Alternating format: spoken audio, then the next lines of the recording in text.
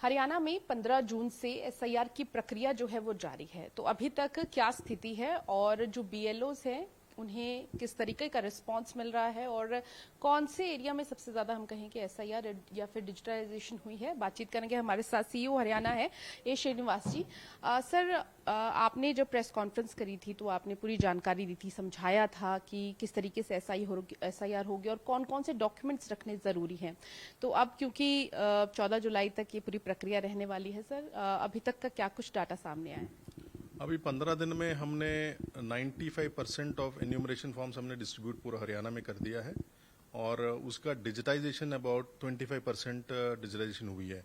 सो enumeration forms का distribution हम देखने को मिलती है तो हमारी अप्रॉक्सीमेटली रूरल एरियाज 98 to 99% भी हमने डिस्ट्रीब्यूट कर दिया है और अर्बन एरियाज स्पेशली गुड़गांव में अराउंड 85% हुआ है और फरीदाबाद में अराउंड 80%। सो इसमें मोस्टली है शिफ्टेड कैटेगरी में आएंगे बिकॉज माइग्रेशन के रीजन से कोई नए आए होंगे यहाँ पे और कुछ यहाँ से भी शिफ्ट हुए होंगे। सर, जो बीएलओज है क्योंकि जिम्मेदारी उनकी है, लगभग आपने बताया कि 2000 से ज्यादा बीएलओज है, हालांकि फील्ड में अभी तक जो 20,000 जी जी। तो सर इतनी बड़ी टीम के साथ और इस तरीके का डाटा इकट्ठा करना जहाँ पे 2 करोड़ से ज्यादा की जनसंख्या है, तो क्या क्या चैलेंजेस फेस हो रहे हैं या आप तक पहुंच पा रहे हैं?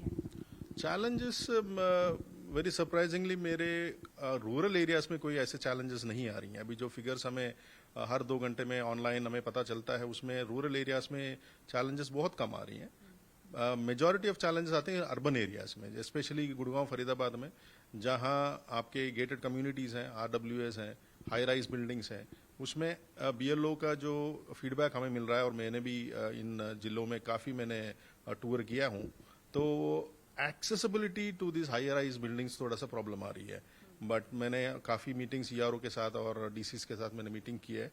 We are trying to solve the problem, so hopefully कि हम इसको करके 100% अचीव करेंगे आने वाले 10 दिन में ही।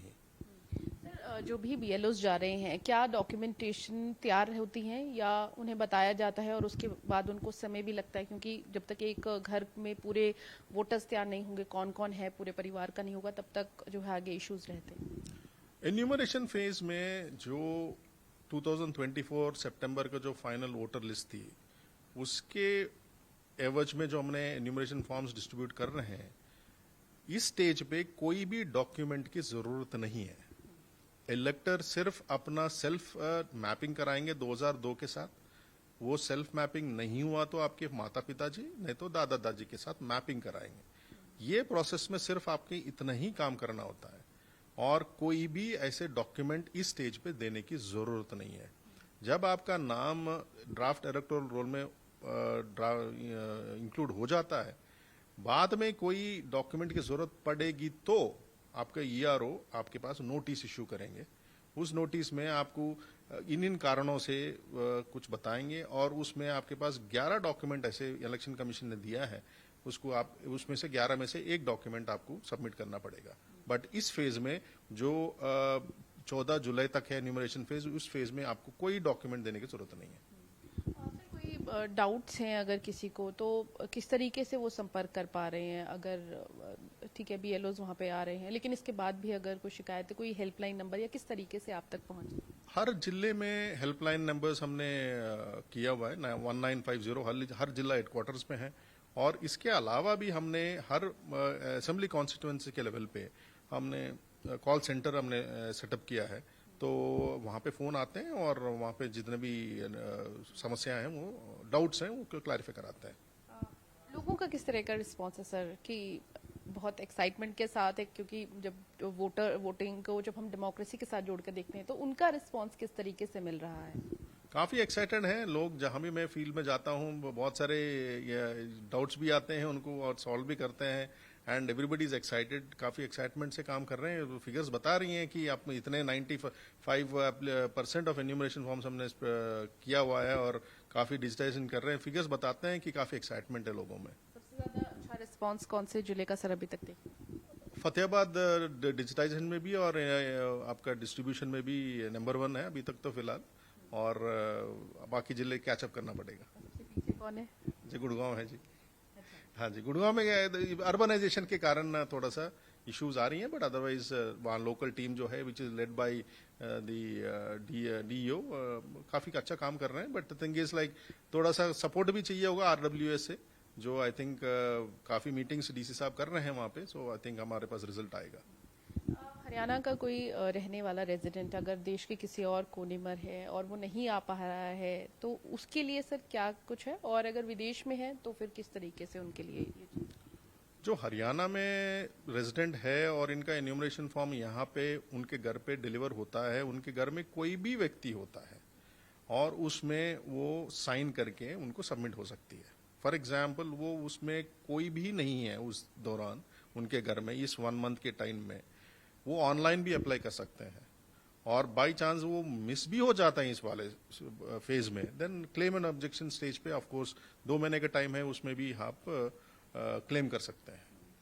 सर 15 दिन अभी कह सकते हैं कि और रह गए हैं, और किस तरीके से आप अपना कोई टारगेट या लक्ष्य लेके चल रहे हैं कि किस तरीके से पूरा करना है? हम सोच रहे हैं कि 14 जुलाई से 5-7 दिन पहले ही हम अपना 100% टारगेट अचीव करें, सो दैट माइन्यूट चेंजेस कहीं पर भी हमें दिक्कतें, लास्ट मिनट दिक्कतें हैं, ये तो हमारे लिए थोड़ा कुशन रहेगा। बट ये जो पूरा प्रशासन इस पे जुड़ा हुआ है, एडमिनिस्ट्रेशन पूरा, मेरे पूरी उम्मीद है कि वो हम अचीव कर पाएंगे। आप सर पंचकुला भी गए थे, यहाँ पर यहाँ का रिस्पांस कैसे मिला, क्योंकि ट्राई सिटी का हिस्सा है?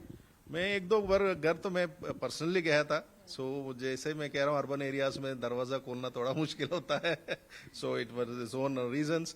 बट यस, अभी लोगों में हमने काफी एडवर्टाइजमेंट का और इसका पब्लिसिटी भी किया हुआ है, सबको पता है क्या हो रहा है, तो काफी अच्छा रिस्पॉन्स है।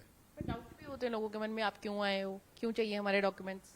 हाँ, उस टाइप के तो डाउट्स आते हैं, तो इसीलिए तो बीएलओ के पास हर सवाल का समाधान है बीएलओ के पास, तो ये सॉल्व कर रहे हैं जहां भी जाते हैं और काफी अच्छा रिस्पॉन्स आ रहा है जी।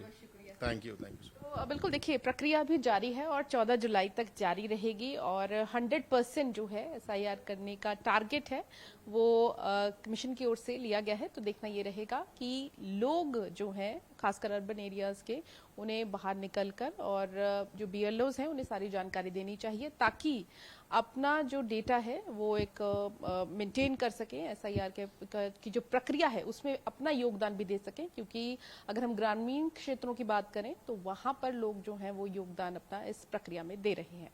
कैमरा पर्सन सरबजोत के साथ Pooja Verma, Daily Post News, Chandigarh.